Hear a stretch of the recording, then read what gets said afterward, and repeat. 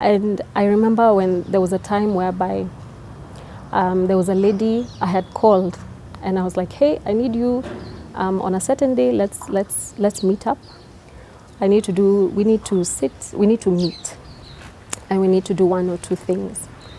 And the story she told me after that was like, "I just lost my baby, but I'll be there." I didn't even know how to reply after that, because I tried to tell her, I was like, it's not, it doesn't have to be that day. Like we could do this another day. She's like, "No, this is also important. I'll come."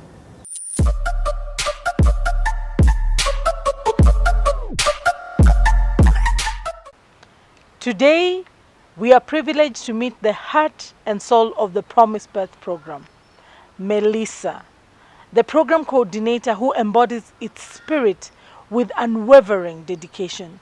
Beyond her role, she's a passionate advocate for families affected by incarceration, a beacon of hope and a true inspiration. Diana Etabo here, eager to delve into her journey, her vision for this program, and the incredible impact it's making. Don't go away. Welcome, Melissa. Thank you, Diana. Now, I'm delving deep. I have heard your story, and I want this story to be heard by the world. Your love for these families, your love for these children. Now, before I even go there, tell me, Promised Birth Program, how did you find yourself here, and even under the umbrella of Prisons Fellowship Kenya? So my journey began in about the late 1990s. And what I got involved in as a volunteer then, I was really, really young. I used to go for what we call angel tree programs. That's what we did was we would get gifts in kind from people abroad. And we would go and give to prisoners, actually where women were prisoners and where they had children. So we would go with toiletries, scripture books, really tiny ones, toys. And we'd even actually get to the point whereby we'd celebrate some cake with them during December holidays. Because remember, these are people who can't be visited. These are people who can't receive anything from people. So we would go and give them a little Christmas. And I would say I did that for about 4 or 5 years. And that's how I got hooked. So how I became program coordinator for Promised Birth is I joined officially in 2016. And in that, I was in charge of the dispatch team through the program, our flagship program called The Prisoner's Journey. So I went on with that for about four years or so.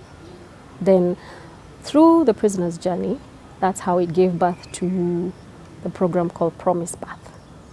And when I was selected for it, I was grateful.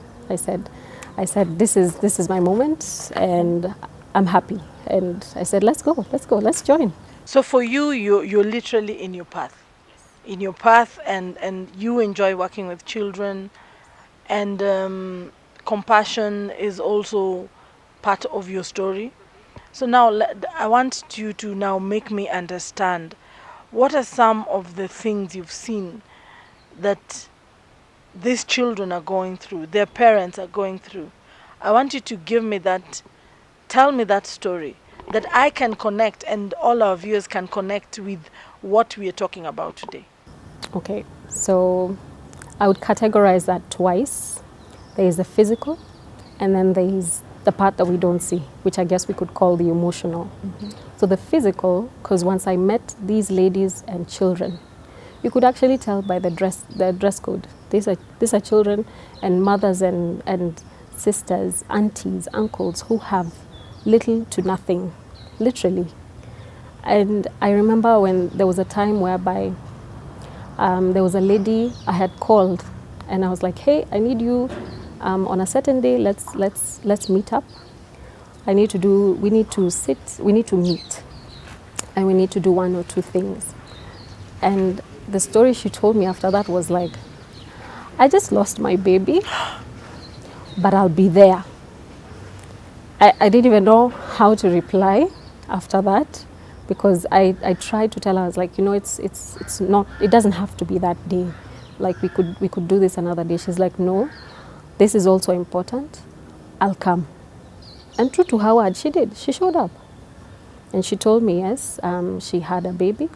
The baby didn't make it. So she was out of hospital after that. And they quickly arranged for some mazishi for the baby. And because she had others that she still had at home, so she was grateful for the fact that we were able to do something for the others that she had in the house. So that's how deep and how touching their stories are.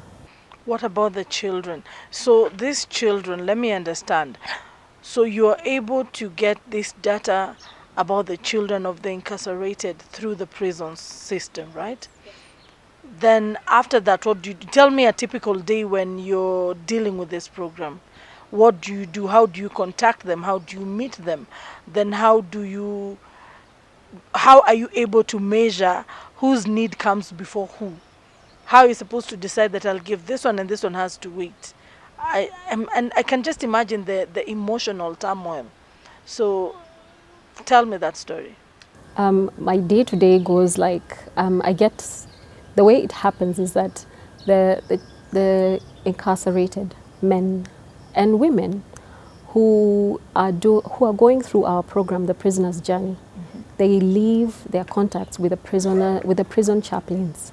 They say that this is my wife or this is my husband. We have 3 children together. We have 2 children together. These are their names. This is where they currently live, and this is the caregiver whom I have left them with. So that's where I come in. So that's the caregiver I call, and I confirm the story. And I introduce myself by saying that I have been sent by so and so. And you should see, in most cases, it's usually the joy. Like, hey, what did he say or what did she say? When is she coming? However, I'm not able to give all the details, but at least with that, I'm usually able to tell them, I'd really like us to meet. There is a program your loved one is going through that has brought me to you. And this program has to do with the children that he or she has left behind. Therefore, please, let's make time, let's meet. I would like to tell you more about what we would like to do together. So that's how my day is with them. Wow, this is so deep, so emotional. So tell me, what are some of the challenges that you have encountered between wanting to talk to this story? Because what I'm getting is you are the in-between. Yes. You are that bridge. So without this bridge, these two would have nothing to do with each other. Yes. Until the day this one gets out. And so what are some of the things you've seen with your eyes? What are some of the stories you can share with your audience to just have a feel? And then after that, just delve into this Prison 129 Club. What is it? Why did you have to go that far? And so far under it, how many children have you helped? Where are we going with this? So I guess I could start by talking about the 129 Prison Club. It was coined in early 2021. By the statistics on the internet then was that in Kenya we had 129 prisons registered. So, and out of those 129, we were active in 90 prisons. So we took that 129 and went with it. We formed it and said that that's now our sort of like our logo, 129 Prison Club. Through that, we have 2 flagship programs. One being the Prisoner's Journey, which has been since time immemorial, and through that we have now birthed the program Promise Path, because now we are trying to link. Because what we used to ask ourselves is that what do we do? Like, once this guy is out, like we don't hear from them, we don't know how they are going on, we don't even know how his family is or how her family is. So that's how it came to life, Promise Path. Okay. So under Promise Path, if I understand by what I've read and what you've told me, 2022 was your first lot of children that you helped. Tell me about that. How many were they? What was their progress? Did you see any change even in their performance? as they took the program for the year. And now why we are actually doing this interview right now is to seek assistance. So delve me into that, from the process of the 250 children to now the number that you want to add onto that, and how you're going to go about it. So from 2022, we were able to contact a total of 250 children. We met with them, and through the program, we were able to give 250 school bags together with some stationery.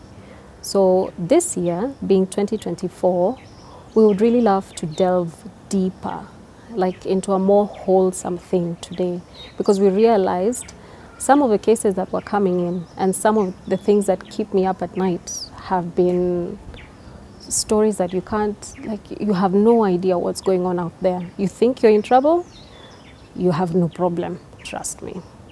I have met a lady who is a sister to her brother in prison, and she was left with two children of the brother, one being a boy and a girl. The boy has sickle cell, so she's in and out of hospital, constantly trying to make sure that this child gets some care. And at the same time, she's still trying to make sure that the other girl can go to school. She told me she ended up in depression at some point. It was through her community in where she lives, she sought assistance in terms of mental health. Like you get through this, it's tough, yes, but you will get through it. And a very touching thing is that once I met this boy with sickle cell, the first thing he did was, like he said, he wanted to pray in front of the whole group. And when he did, he remembered his dad, and he said, Mungu Baba, hata kama babangu alikosea, tafadhali mweke kwenye yako, umtunze, umlinde, na umsamehe. So that was so touching, that was so moving for what he had said, because he actually even forgot his own problem, and he remembered his father. So that shows you how deep the problem is for him, like mentally, even emotionally. So what we are able to do as Promise Path is just restore some dignity in these children, basically by at least trying to give them a new school bag, stationery, pencils, not hand-me-downs, pencils that are new, rulers, try and get them a few books. And we do actually have a mentorship program for these children, though because we cannot attack each and every problem. But for all the children, the 250 children, we have a total of 25 mentors, 10 children per mentor. This helps us understand these children's stories better, because first of all, these children don't even know one another. So they actually, in most cases, they felt like they were the only ones who were going through these issues. But when they met as a group and they could see the same challenges that they're going through, the other people are also going through. So this really builds a connection between us, them, together with their loved one back in prison. Okay, I like the fact about the mentors. So how do you determine the mentors? Are they volunteers in the area of the different areas where they go to school? And you've mentioned stationery, you've mentioned the bags. Is school fees involved? Is it part of this package?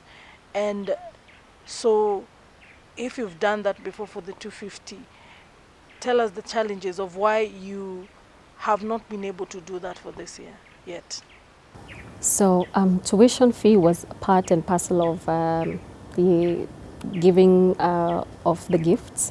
And I guess you could say, as of now, currently, we would like to increase the number of children lives that we are touching. We would like to get to a total of 375 children this year, 2024. But with this 375, we do need more funding for that. Therefore, our target figure this year is a total of 18 million. So the 18 million will take care of each of all these 375 children per year. This will include, this will not only do with the bags and the stationery, this will include a full suit, a whole new uniform. So this child will be revamped totally from head to toe. And that's how we are choosing to restore some of their dignity. And to also alleviate these caregivers from these challenges of education. where they are getting their money, how they will divide it amongst their children. So I think we could say that as we are putting a smile on the children's faces, we are also alleviating some financial stress from the parents. This is such an amazing program. So what I'm getting from you is you have been able to do 250. That's the statistic you have, and you would like to increase this to 375 children, but because of reasons that have not allowed you to be able to fund these children, you are seeking help to raise this 18 million so that these children can have dignified lives, right? So now I want you to look directly into the camera on my right side and call on to Kenyans and friends of Kenya to come and take part in this. Let's go.